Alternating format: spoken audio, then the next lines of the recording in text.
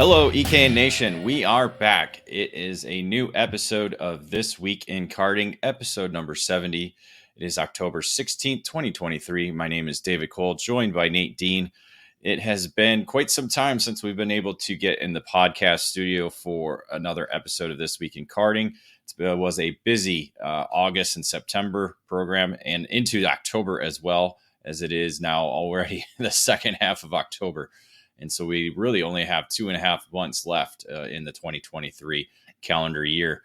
This episode is presented by SOTI Racing USA. It's a multi-time world champion, and it's a SCUSA Super Nationals winner. It is SOTI Kart. And starting in 2023, the SOTI brand has found a new home here in the United States. SOTI Racing USA is the new exclusive importer of the SOTI Kart chassis line under the karting distribution banner. The French manufacturer SOTI Kart is a leader within the karting industry, offering a wide range of products and services. The SOTI Racing chassis line offers product in classes from mini karts to KZ, all based on years of development and championship seasons around the world. Visit SOTI-racing-usa.com to learn more about the SOTI Kart chassis or call 954-634-5111 to become part of the SOTI Racing USA network today. SOTI Kart, the world leader in the karting industry. So it is a This Week in Karting, as we are bringing you all the major news and topics surrounding the sport of karting. And as I mentioned earlier, it's been a while, Nate. It's been since October 8th, 2023, that when we recorded episode 69. We thought we were going to get a few more in during this past period, but looks like it didn't happen. Did it, Nate? Yeah, it's the episodes have been kind of sprawled out the past couple of months. It seems like every week or so we're wrapping up some sort of series, whether it be Star, SCUSA, USPKS. So it's been a bit busy, and obviously with 2024 calendars coming out, which we're going to talk about in a little bit, there's been a lot to report on in the world of karting and outside of calendars too, that a lot to catch up on. Yes, there has been a lot of news that has happened over the last essentially 6 to 8 weeks since we've had a last show.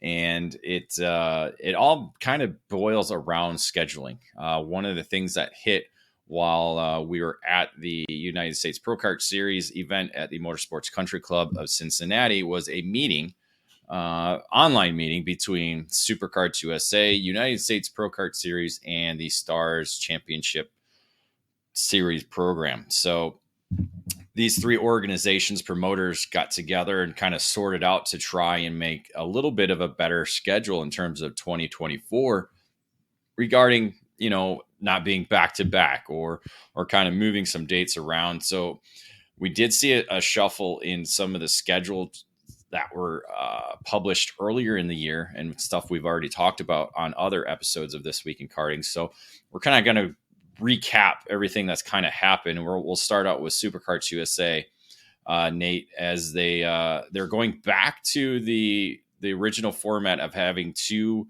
winter series events. So they'll do January and February as before. They were going to have a third event, but that event has moved now to be the Winter Nationals event. That'll be March 8th through the 10th. And then they'll continue on with the Spring Nationals in June 14th through 16th, and then go with the Summer Nationals July 26th through 28th. So a more standardized look for SuperKarts USA going into 2024 after what they had previously announced. Yeah, like you said, it's kind of the typical SCUSA calendar that you're used to seeing, kicking things off in March and then ending things by late July, early August, and that's what they're doing again. I don't think we have tracks confirmed yet, so that's something that we'll be keeping an eye out on to get those tracks and what order they'll be put in there. But something that's broke in the past couple of days, or we broke today, the day of filming, is a bit of a new format for 2024. Yeah, they announced over the weekend that new format that's going to kind of put a focus on Pro Shifter and now what they'll call Pro X30, and kind of have limited on-track sessions for those two categories.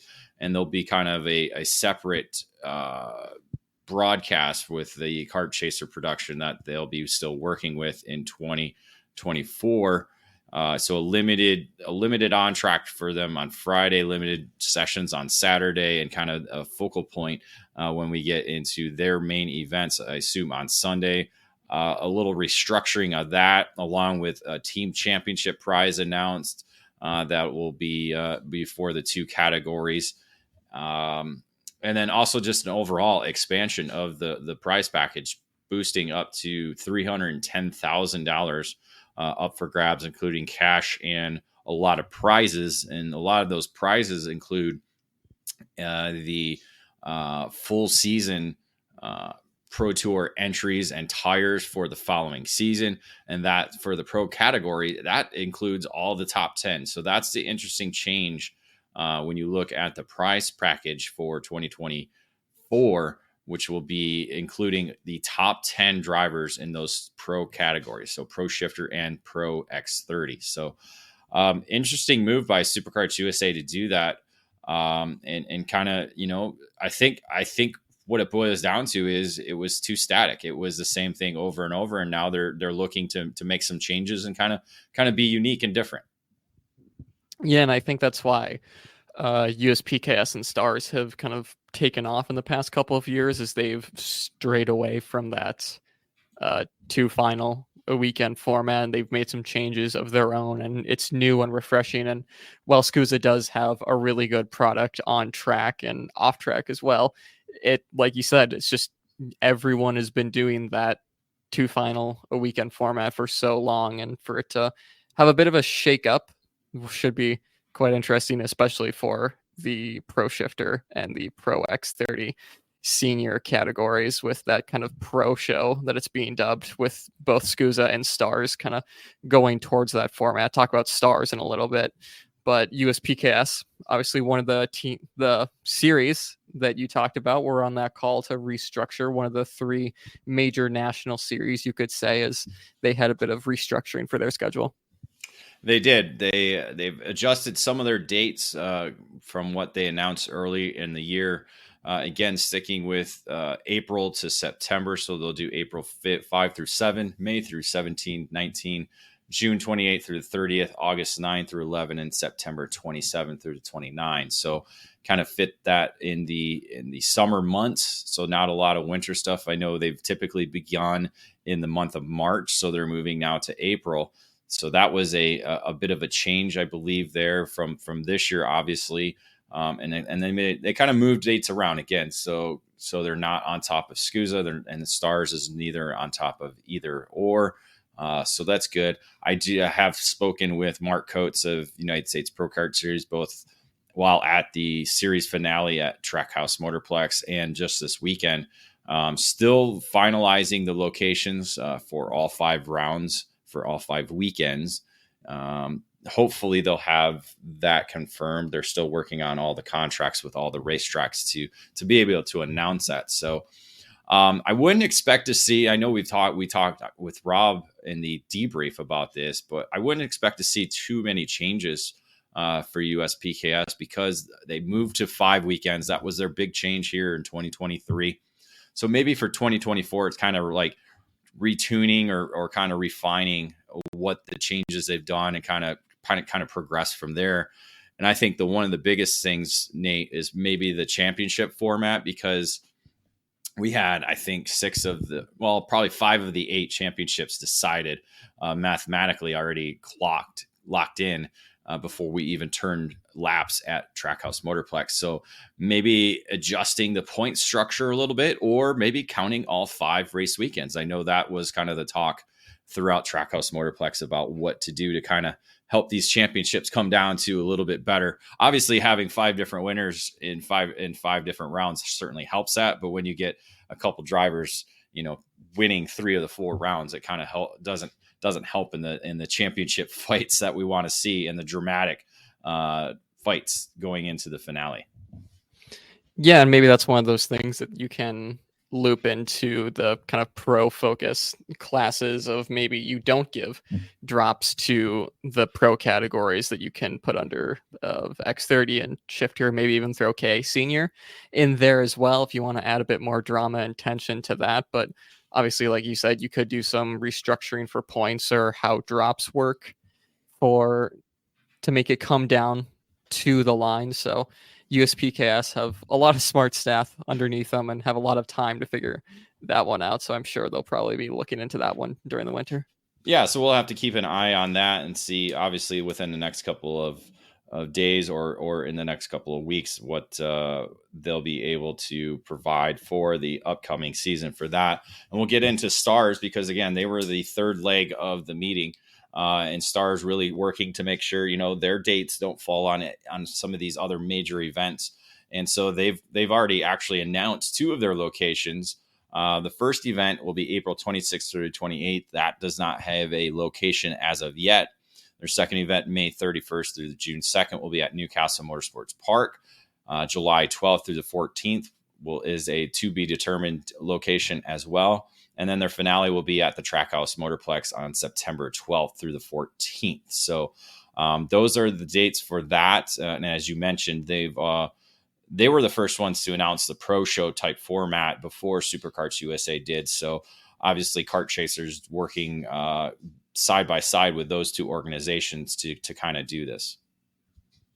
Yeah. And just talking more about it, it could be one of the things that really helps turn the sport into not just the people who watch it and consume the media aren't just the people who race it. Maybe you start to attract more people, more fans that, like we said, don't really have anyone exactly that they know in it, but they almost start to watch it more like IndyCar or Formula One, which I think that's one of the things that all the series and Kart Chaser will probably be aiming for, is to try and get a bit of a fan base around this, a bit more viewership for those pro categories. So it's exciting for American and with karting. Stars, it'll be shifter and I believe the OKN package. So Yes. those will be the two categories focused because they do not have, say, a single speed tag category. They do have KA, but the OKN category is kind of their single speed pro category there. So funny you mentioned F1 because back in 2020, this was my suggestion, is making pro shifter the headline category, making it focused around the teams and the drivers and limiting it. And I think that's the one thing that these programs are going to have to look at is not everybody can be a pro driver. Like that's one thing we got to start looking at. Let's not let anybody go into pro. Even USBKS, I know they have a lot of, not a lot, but a few drivers that just aren't up to snuff. Well, why are they in the pro category? They shouldn't be there. So we'll see kind of how they address that. Obviously, numbers kind of dictate that, and the type of number of entries. I think USPKS can kind of get away with maybe knocking it down to only 30 drivers, because that's where they've typically have averaged. But we'll see what Superkarts USA, USPKS, and Stars does with that. So with those three organizations getting together, it kind of shuffled up come a little bit of the winter program schedules. Not so much on the East Coast, but it did on the West. So that kind of made things a little bit chaotic for Andy Seisman and the Challenge of the Americas. So they actually had to move one of their dates, which was the series finale. So that has moved from April 12th to the 14th now. And they will continue to hold the opening two rounds in the first weekend of February, first weekend of March. And most recently, they announced the actual locations for those races. So February 2nd through the 4th will be at the Musselman Honda Circuit in Tucson, Arizona, a great place to open up the season. February is a great time to be down there because it can be a little bit chill, but sunny all day long. So that certainly helps. March 1st through the 3rd will be at the K1 circuit. So the new racetrack that we are all anticipating of opening up to the public. Still not quite open yet. They're still waiting on permits in certain situations to kind of get through before they can open to the public. Obviously, the facility is still going through their phases of construction as well, too. But the racetrack itself is ready to go. So it's everything else aside from that. So that'll be, as of right now, the second event for Challenge in the Americas. And of course, the series finale, April 12th through the 14th at Sonoma Raceway in Wine Country. So kind of the standardized schedule for Challenge in the Americas ending a little bit later than they typically do. But Nate, that K1 circuit is certainly the dangling the carrot in front of all the rabbits. Yeah, after it was pulled from this year's Pro Tour, I think everyone's just been kind of itching to get there and seeing all the photos and videos online of what looks like a really interesting and fun track to drive on. It should be fun to go see that once Challenge of the Americas goes there. I think a lot of people have been calling for that like mecca of like a kart track that like Newcastle does with the Midwest, that Trackhouse does on the East Coast. Now you have that on the West Coast. Yeah, something on the West Coast. Exactly, Nate. Yeah, that's what they've been striving for. They've been waiting for, because California's a massive landmass, a lot of people there, and they all need somewhere to go. There's a lot of little tracks. When I say little, I mean more grassroots focused facilities.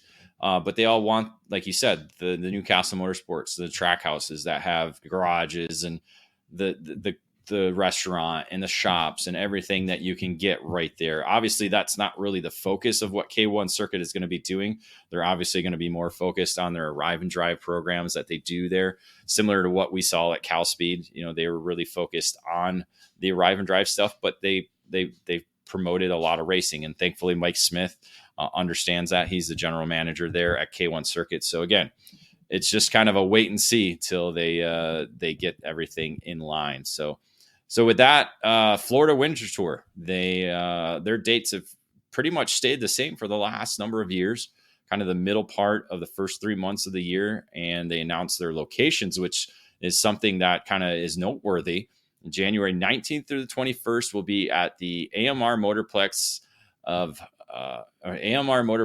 at Homestead Miami Speedway, which is a return there. It has been a long time since the Florida Winter Tour has actually been to Homestead, and they'll return there for February 16th through the 18th, and then wrap things up March 15th through the 17th in Orlando. So it's interesting because this kind of puts SCUSA and Florida Winter Tour working together to have back-to-back weekends, or I think they're back-to-back weekends from what I recall. I forgot to pull up the Winter Series dates, but back-to-back for SCUSA Winter and Florida Winter Tour in the opening 2 months at Homestead. So interesting to see the cooperation going on, not only with the three organizations we talked about before, but with Rock Up USA and Superkarts USA as well. Yeah, and like you said, it's been a while since they've gone to Homestead, changing up their schedule a bit from last season with, I believe, Orlando is the only returning track. Obviously, since we have gone to Homestead, of course, Orlando's the only returning track, not going back to PK Motorsports Park or to Tampa this season. So I think to those drivers, they'll be running the Florida Winter Tour and maybe the SCUSA Winter Series. They might have a bit of a Orlando situation from last year where you get a bit tired of Homestead AMR, but still it's a track that produces some really good racing that we saw down there for the Winter Series for SCUSA this year. So I think it should be a fun one. And at least it's warm down there always. So that's always a positive, but like you said, they go different directions. So that does help. You're not going in the same direction for each weekend. And yeah, St. Pete, that they're getting new stadium built. So that, I think that's one of the reasons why that was not in play this year, because of the new stadium getting built right on the parking lot where they were racing. So a lot transpired certainly over the last few weeks and the last couple of months regarding the schedule. So with that, we'll head into our first commercial break. It's been a long first segment, but we'll get into the FIA Karting World Championship and a new title sponsor for the Race Road Tax season in 2024 after these commercials. Ready to step up your game? Joining the Rawlison Performance Group is the obvious choice to take your racing to the next level. Industry-leading driver development is provided by our staff of multi-time national champions, Super Nationals winners, and Team USA members. And at the same time, RPG continues to be a national-level powerhouse race team. Our goal is to help you raise your game and win races. We work with all age groups and are focused on developing those cadet and junior drivers who are ready to take the next step in their racing program. Rawlson Performance Group has set a new standard with our in-house engine program, AVP Engines, headed by Alex Vincent. AVP has become the benchmark in IAME competition. We have the largest OTK inventory that follows our race team, providing trackside parts at all the major events in North America. RPG also offers multilingual support with French, Spanish, and Portuguese-speaking staff. If you want to fight for championships or want to improve your skills and your chances to win, the answer is to call RPG at 503-260-4514. The Rawlson Performance Group. We race to win.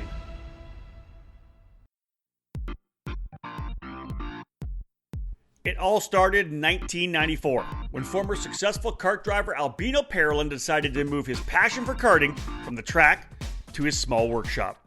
That's when Parolin was born. Fast forward 20 years and Parolin's passion for the sport led to the company rejoining international competitions as a factory team in WSK and CIK FIA races, with the aim of enhancing the research and development process, immediately achieving notable results around Europe, North America, and Asia, becoming the CIK FIA Asia Pacific KZ champion in the same year. Parolin USA is North America's source for Parolin products, and we run a factory team at all of the major Superkarts USA and Rock Cup USA events. The Parolin chassis lineup for 2021 includes the Invader Shifter, the Le Mans Tag single-speed chassis for junior and senior classes, and the 28mm mini kart for the cadet classes. Parolin has been winning races all over the world, and it's on top of the podium in the USA as well, with drivers like Kai Sorensen, Mateus Orjuela, and Alessandro De Tullio. Get on the chassis that's winning. Drive a Parolin. For more information, head to ParolinUSA.com.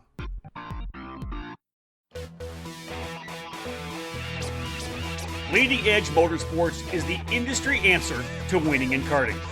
At the helm is industry veteran Greg Bell, who has orchestrated the success of many drivers dating back to the mid-1990s. Based in Lodi, California, Leading Edge Motorsports is the Western importer with IP karting that includes the Praga and Formula K chassis brands. Leading Edge Motorsports provides in-depth driver development for those racers in Northern California and across the country. Arrive and drive services, kart preparation, and driver coaching are available under the LEM tent throughout the season. Bell's record of working with drivers includes recent victories at North America's biggest karting events, including the Rock the Rio and the SCUSA Super Nationals. Greg Bell's knowledge for building engines spans 2 decades and is now under the Mega Power branding, providing a reliable engine service and tuning knowledge. No matter the chassis brand, choose Mega Power to get to the front. Click over to leadingedgemotorsports.com for more and find them on social media to stay connected. At Leading Edge Motorsports, winning never gets old. And welcome back to This Week in Karting, episode number 70. It is October 16th, 2023. I'm David Cole, joined by Nate Dean. We're providing you all the major news and notes and topics that have hit the EKN homepage over the past basically 2 months that we've been away from the podcast studios for This Week in Karting. One of the events that taken place recently, actually while we were at the USPKS series finale this year, was the FIA Karting World Championships taking place in Italy. Nate, this was certainly a dramatic event, especially when you got into the main events with the amount of carnage and the issues that happened during the main event. And one of them being the Joe Turney incident. Was involved in contact, stalled the cart, got out of the cart, and began pushing the cart to refire, and was essentially driven into by another cart, suffering significant injuries to his leg and ankle and foot region. Got to see photos of him at the hospital. So a positive spirit right now for Joe Turney. So first off, all our best wishes to Joe Turney, who was the one of the top drivers here in the USA, and probably among, where I know we're working on the driver rankings right now, but among one of the drivers that'll be up at the top of the for the tag rankings here. So all our best to Joe Turney as he begins his recovery from the injuries sustained. Yeah, and over in Europe, it's just been interesting racecraft to say the least on some occasions between obviously that this last race weekend. Then you can think back a couple of months to the K100 senior champion from the Super Nationals last year, Thomas Stolz-Hermanis, when he got into a bit of a argy-bargy situation that left a lot of head scratching. But the driving standards has been a little weird over there as of late, but still the racing's been pretty darn good as usual with FIA World Championship events. And getting into a couple of the classes that the headliners in OK1. Yeah, OK was interesting, as we talked about. Again, I think over half the field was retired and did not take the checkered flag. So that was kind of the noteworthy part of it. But still up front, it was Kart Republic taking another world championship title with Kirill Kuskov from, I believe he is from Russia. So running without a actual country designation because of that. Aboard the Kart Republic, powered by Miami. So again, another world championship for that. Rene Lammers, the Dutch driver for Parolin, with TM Power, was in the second position. And I believe the a former junior champion, Keen Nakamura Berta from Japan, aboard a Kart Republic powered by Miami, was the third driver on the podium. So a diverse podium this year. And again, just the kind of the craziness of that race. We did have one USA driver in the field. Preston Lambert, racing with Sodi, powered by TM, was unable to qualify for the main event. But so Preston's busy European schedule did not pay off for him to be able to qualify for the main event. And then you go into the OK Junior category.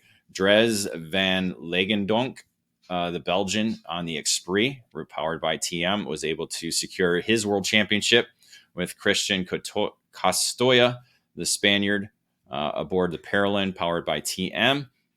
And then Scott Kin Lindblom from Sweden on the Tony Kart, powered by Vortex, finishing up in the third spot. We actually had two USA drivers in the junior category. Jack Iliff was able to make the main event, unfortunately.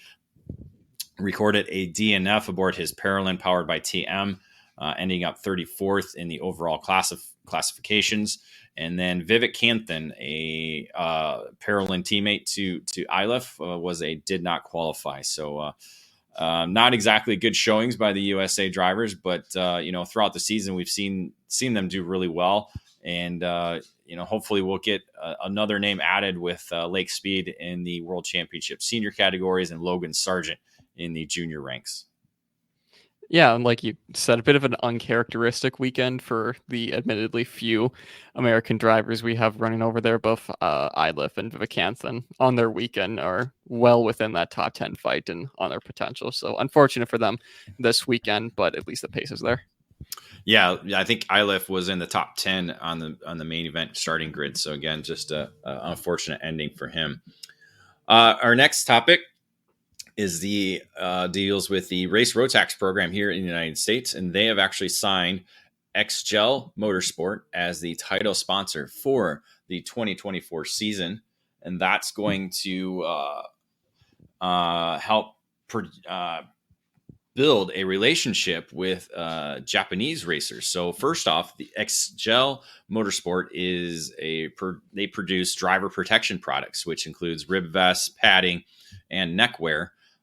They are going to be the title sponsor for the U.S. Trophy West Series, the U.S. Trophy East Series, and the U.S. Trophy Final that happens at the end of the year. It hasn't been designated how it's going to happen, but the Race Road Tax, or the XGel Motorsport Race Road Tax program, will send one mini driver, one junior driver, and one senior driver to represent the USA at the Max Champ Series event in Japan. So 3 drivers from the USA are going to be able to get the opportunity to go to Japan and compete in one of their events. And then 3 drivers from Japan in those categories will have the opportunity to compete in the United States. So a very cool addition to what is a growing Race Road Tax program here in the USA, to have not only a title sponsor, but a great working relationship with the series in Japan to help further grow the Rotax brand here in the United States. Yeah, it's kind of a cool crossover of what we have going on for them, with some USA drivers going to race in Japan and some Japanese drivers coming over stateside to race with us. You see a lot of different nationalities in US karting as it is, mainly from South America and some from Europe, but you don't see a whole lot of Asian drivers coming over here, which could be a cool experience for us and for them, and for those American drivers that do get to go over to Japan, which will most likely be a once in a lifetime opportunity for them to go and race Rotax over there. Should be pretty cool. Yeah, because Asia has not hosted a Rotax Grand Final, so that'll be interesting to see if they ever do go that. I correct myself. I think Malaysia actually did host 1 year. I want to say maybe 2024. So, excuse me. So the West program actually has dates secured for the 2024 season, which is coming up just around the corner. February 23rd through the 25th will be at the Phoenix Kart Racing Association. And then they will head to the Musselman Honda Circuit in Tucson, Arizona on March 22nd through the 24th, and then wrap things up April 12th through the 14th with a location to be announced at a future time. With that, we'll head into our next commercial break, and after that, we'll get into the Tillotson T4 Nations Cup.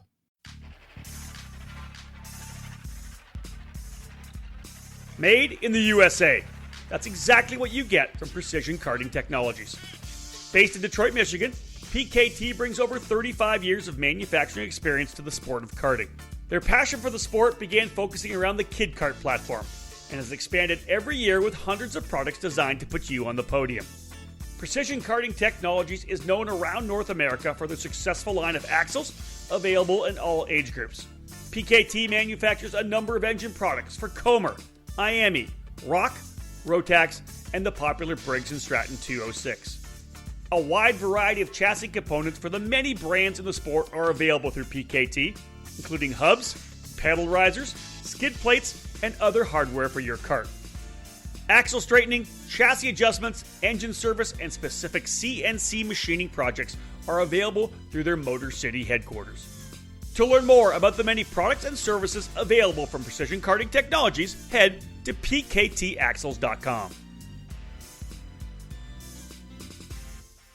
Made in the USA.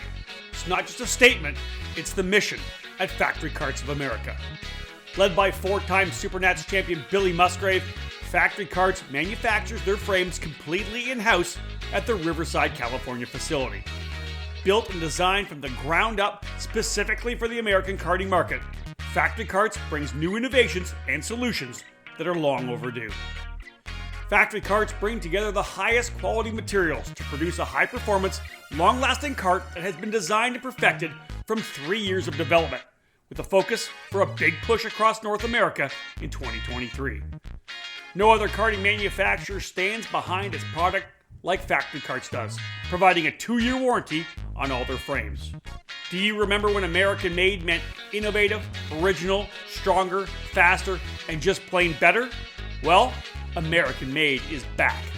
Contact Factory Karts today to join the American Made movement. Learn more by visiting factorykarts.com or email Billy anytime at info@factorykarts.com. Hey there, my name is Dion Bob Moltka, and I grew up karting and was fortunate enough to one day achieve my dream of becoming a professional race car driver.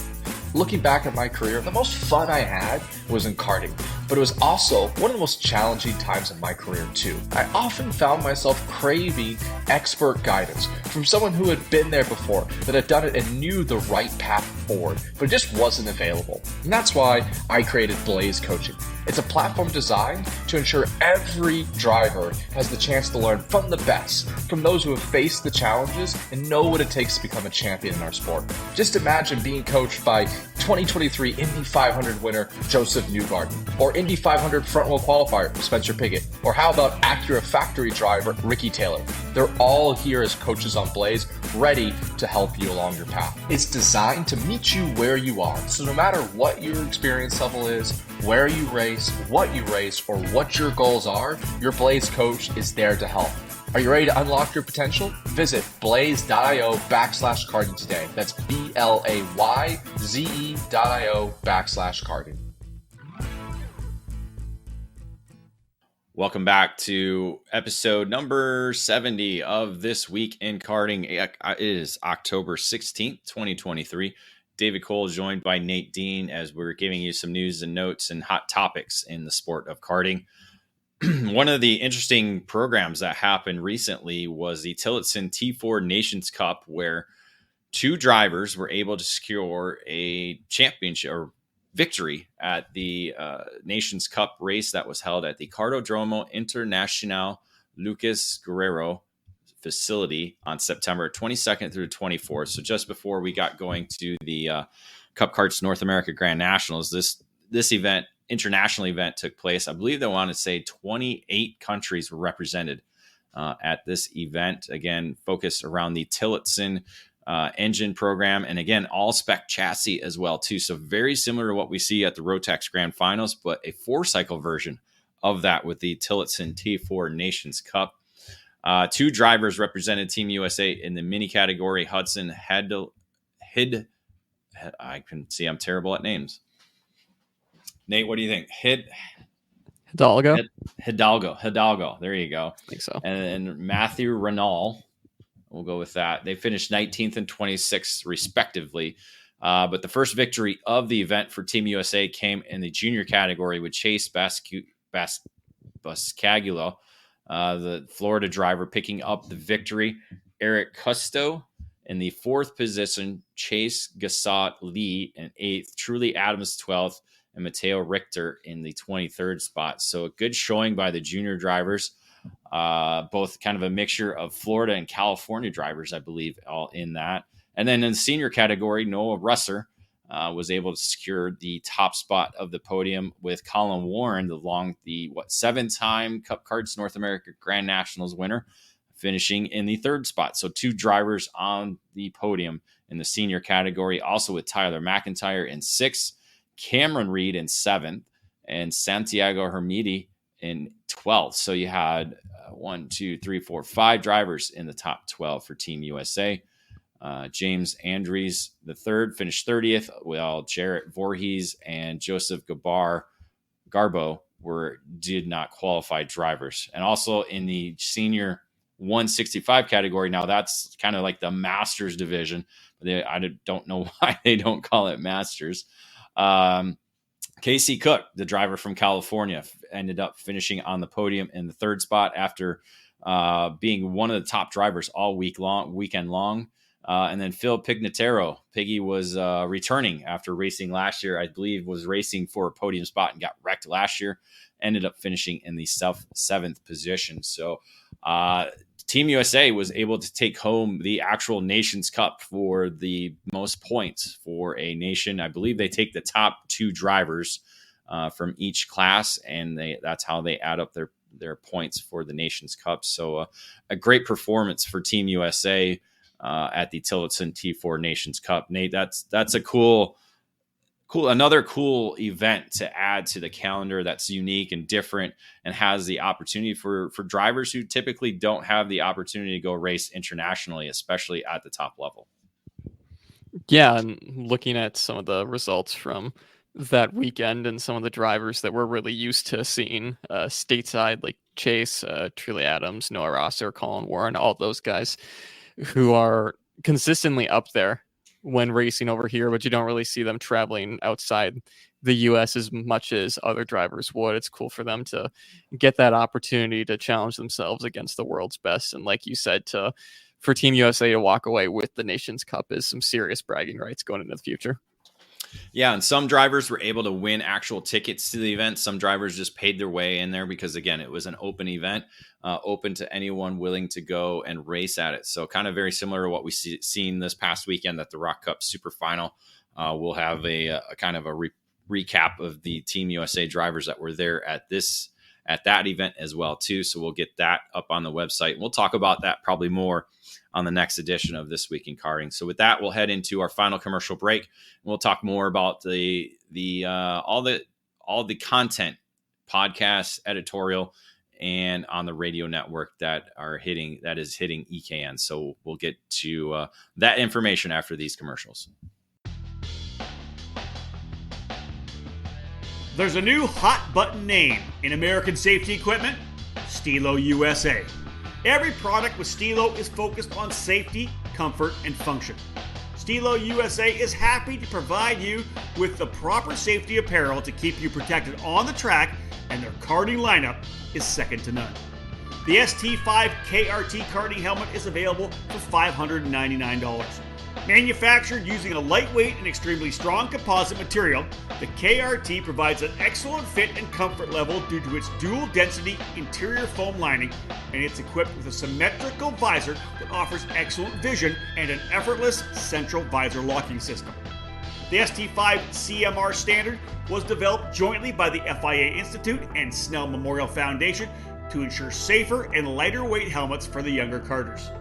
Drivers rave about the superior comfort levels, lightweight construction, and the unparalleled field of vision. The perfect youth helmet is available for $549. Stilo didn't stop with their helmets either. The newly developed Carbon Curva Rib Protector is unlike any on the market, with its form-fitting solution to offer superior protection. Head to StiloHelmets.com to review these and many more products to keep you safe on the track. Stilo. Any competition, one helmet. Wins in the sport's biggest races and championships in national and regional series all over the country, they're all on Nitro Kart's growing resume. Nitro Kart continues to make its statement as the best, fastest, and winningest cadet chassis on the American market. In 2021, Nitro Kart won the 3 biggest crowns in America in the Microswift division, with Mateo Rosu in the SCUSA Pro Tour and both the Super Nationals and the USPKS titles with Keelan Harvick. At the Super Nats alone, 3 of the top 5 drivers on the podium got there on a Nitro Kart. The results are clear. If you want to win in cadet, get a Nitro Kart and join our team. At Nitro Kart, we're all about driver development. Nick Tucker and the Nitro Crew's racing resumes are extensive, and their passion for helping our kids learn is unparalleled. Racing is about consistent learning, and that's what we're all about here at Nitro Kart. Never wanting to quit, we've continued to extend the reach of our driver development program. In addition to expanding into the junior and senior karting categories, we've also launched Nitro Motorsports, which will field 2 cars this season in the Trans Am by Pirelli series, one being piloted by karting champion Brent Cruz. Not only can we develop your young driver, but we can also provide the platform if a move to cars is in your plan. And our second seat is available. If you're serious about your driver's career, contact us today. Cometic Gasket is a leading worldwide supplier of gaskets and engine sealing solutions for karting, automotive performance, power sports, original equipment, and the remanufactured engine industries. Cometic karting gaskets are available as OE replacement top-end kits or as individual gaskets and seals. Just like competitive karters, Cometic can operate on the fly and has the unique capability to customize any gasket to meet specific engine requirements and clearances. All of Cometic's fiber materials are asbestos-free and do not require any additional sealants. Viton oil ring cylinder head seals are used in each 2-cycle kit, and Cometic's 4-cycle engine kits feature only the most advanced multi-layer steel head gaskets. Cometic can tailor to engine builder specific needs through bulk ordering and packaging flexibility. Cometic gaskets are must-haves for championship winning teams across multiple disciplines of both professional and amateur motorsports. Cometic Gasket, sealing championships since 1989. And welcome back to the final segment of This Week in Karting. It is episode number 70. I'm David Cole, joined by Nate Dean on this October 16th, 2023 Monday. Oh, it's a case of the Mondays. I hate the Mondays. I love Office Space. That's a great movie. You probably weren't even born yet, were you? No. No. Definitely not. Have you watched it? Have you seen that movie? I've seen clips of it here and there, but I've never watched the full thing. Oh, it's just a good movie, good funny movie. A lot of just silly comedy. The Bobs make me laugh. It's just a lot of people in it. Jennifer Aniston, of course, my favorite, and and just the stapler guy and all that. It's just good. So we'll get into the ECAN. Yeah, we'll do a movie podcast this winter when we have time. At ECAN editorial, again, a lot happening over the last 2 months, so kind of narrowed it down to a few things. Of course, driver of the months that we awarded during that time. For the month of July, it was Harley Keeble with his SuperKarts USA Pro Tour double win at the Summer Nationals. So he stood out as the driver to earn that honor, picking up victory on his Sodi Racing USA entry.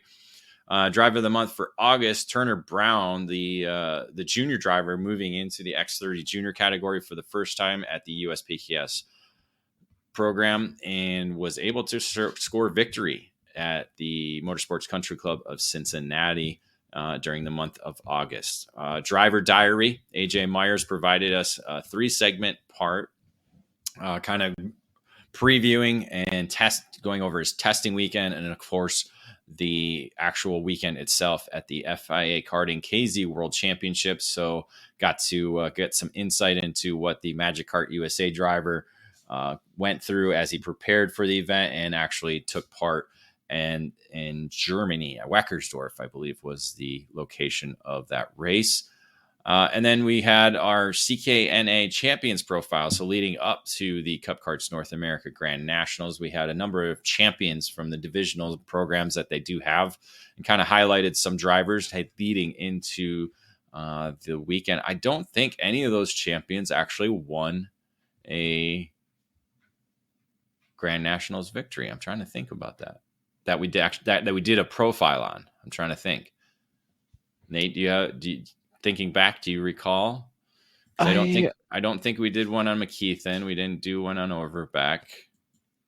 The only thing would be if Spencer Height won Kid Kart, but I don't think he didn't win Kid Kart. No, he didn't win the Grand Nationals. I don't think we did then. Yeah, so maybe that's a curse. Maybe we shouldn't do that for the champions next year. Maybe we'll be returning in 2024. Yeah, but maybe we'll just highlight different people. I don't know. But yeah, that was unique. But again, when you're talking about an event that has nearly 500 entries, it's very tough to win in any of the 8 categories they do have, or 9. 8, 9. I can't remember now. Anyway,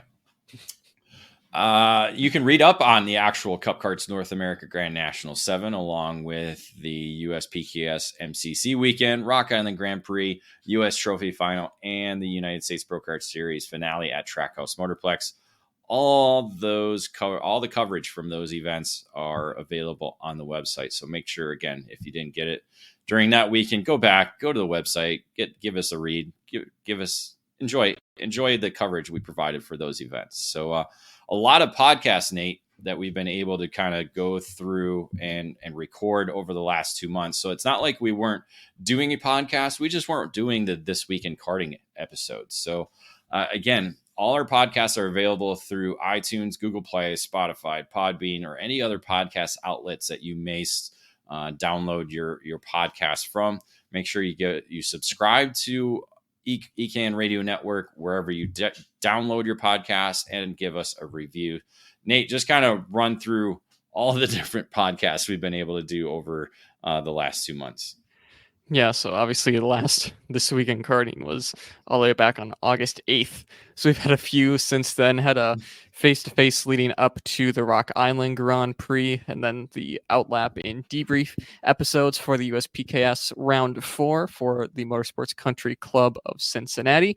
Another face-to-face leading up to the Rotax national event at Newcastle, hot seat with Randy Kugler, another debrief from the Rock Island Grand Prix, another outlap and debrief for that U.S. Trophy final that we talked about with that face-to-face, another face-to-face with CKNA that was with Greg Jasperson leading up to what was the biggest four-cycle event in the U.S. And then you have the outlap and the debrief episodes for CKNA Grand National 7, along with another face-to-face for the IKF event that will be coming up soon. I believe that's at Speed Sports, if I'm not mistaken. This weekend, yeah. This weekend. And then finally, the outlap and debrief episodes to close off the 2023 USPKS season for their final round at Trackhouse Motorplex. So of those podcasts, Nate, which one would be the one to download? Because there's many there, but you can only download one. Which one would it be? Just because of relevancy and the final weekend in the championship, I would think it would have to be either one of the debrief or outlaps for USPKS, because that was a really fun weekend to watch throughout. So I would go with that one. Well, yeah, you weren't there, so you don't know what happened. You weren't on the show, exactly. So that makes sense. See, my favorite is the Randy Kugler hot seat, where I don't know if you caught this, but he put Ryan Norberg as one of the top 3 drivers ever in USA karting. Really, he did. Now, and he's seen them all. I mean, Randy Kugler's as old as dirt. I mean, he's seen them all. So. It's pretty interesting that he put that, but so I was hoping to get more feedback on that. Didn't get that. So again, anybody listening to this episode, I'd love to hear your viewpoint on that. Obviously Norberg picking up his 3rd USPKS championship, which you can listen to about in the debrief that Nate mentioned. 3 championships there, 5 in Superkarts USA competition. And you got to feel like, over the last 10 years, single speed racing has been significant here in the USA for karting. And there's been a lot of drivers to try and knock both Norberg down. Brandon Jarzacrack being one of them, was able to win 4 championships at USPKS before Norberg picked up his 3. So to kind of put those drivers back to back, they've dominated USPKS competition over the last 7 years. So that's pretty stout to be able to see that happen. So interested to hear on people's viewpoints on that. So with that, we'll talk about our EKN Radio Network. Again, the upcoming shows to debut on the 24-hour, 7 days a week channel, the only karting radio station in the world. You'll hear this episode of This Week in Karting, and we'll continue to play the rewinds of the Superkarts USA Super Nationals. Right now, it is actually the Super Nationals 17 that is playing today. That was 10 years ago. So 2013, that was the largest Super Nationals we've ever had, with over 600 entries. But we did have, I believe, 13 classes, because we also had 3 Rotax divisions, both DD2, Rotax Senior, and Rotax Junior, competing just after we got done with the Rotax Grand Finals down in NOLA for the 2013 edition of that. So that's an interesting rewind to listen to hear all the main events from Super Sunday. I don't think 600 is going to be an easy number to get to for Super Nationals, Nate. I know we almost did last year with 580, so it was close, but that's going to be a really tough number to kind of match or surpass going into the future. Oh yeah, especially with what you said, 13 classes from that year. It'll be kind of hard to beat that one, especially with class caps being ever more present. Yeah, 12 classes that year. So still, that's a lot of we had 10 last year and got 586. So I think, obviously that's something we didn't talk about in the SCUSA side of things, was the cancellation of X30 Master from the Super Nationals. So that was a unique announcement. Obviously, numbers didn't dictate them providing that category. So it's going to help kind of refill the KA100 Master division. But I think overall in terms, it's interesting to see how that because that at one time, now mind you, it was, nearly 15 years ago, probably, when that category first really took off. It was one of the first classes to be sold out at the 44 driver mark. So it's weird to see kind of the ebbs and flows that our sport has been going to, because it looks like youth now is kind of the focus of karting here in the US and around the world. Yeah, the whole cliche of the future of the sport. So you can kind of understand that, but it's kind of disappointing after the turnout they had last year for X30 Masters, but it's also understanding because that class on the USPKS schedule for SCUSA and pretty much everywhere else has pretty much vanished. So it's understanding why a lot of Masters drivers have switched to that KA platform, because there's just more of an opportunity to race that weekend and week out compared to X30. So it stinks, and it's had a lot of great moments as the X30 Master category, but unfortunate, but you could kind of see that one coming. Yeah, it began as Tag Master back I'm looking at my spreadsheet right now, 2003. Michael Brooks was the inaugural winner. I don't have the entries for that. I got to find those results, but I know he was a back-to-back winner, winning 2003, 2004.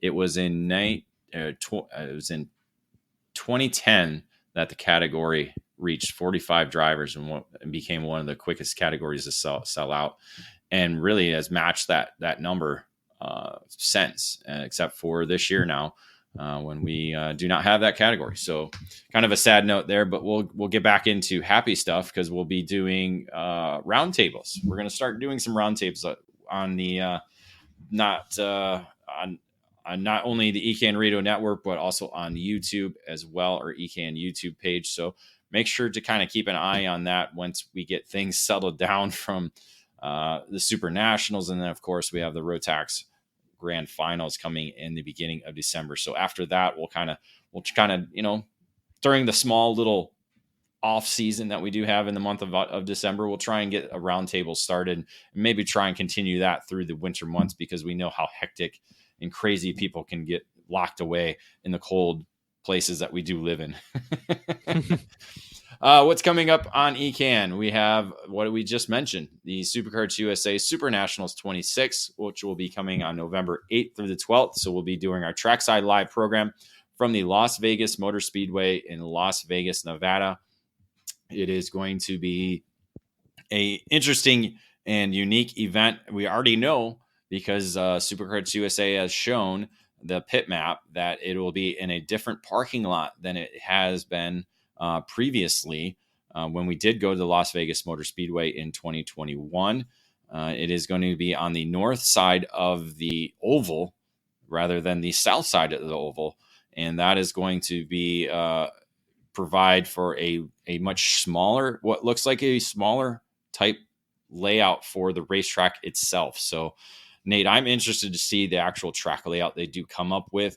They have basically two sections that'll be the paddock area, because again, the paddock space is so massive when we go to the Super Nationals, and thankfully with the space they do have there, we're able to provide a lot of space for paddock, but it'll be broken up, and the racetrack will kind of all be right there on the backside of the front stretch grandstands. And it's actually, I think the track will go over the actual start finish line that continues from the oval outside to the back area there, where we'll be set up for the racetrack in Super Nationals 26. Yeah, that'll be cool. As long as it produces good racing, I don't care what shape it looks like. But I know SCUSA and the parties that will be working on that will make something fun for all the drivers this year. Yeah, and I think that's something that's been talked about is changing up the layout, because it's kind of been the same for the last number of years. Dating all the way back to, I want to say, 2018, when we went back to the Rio.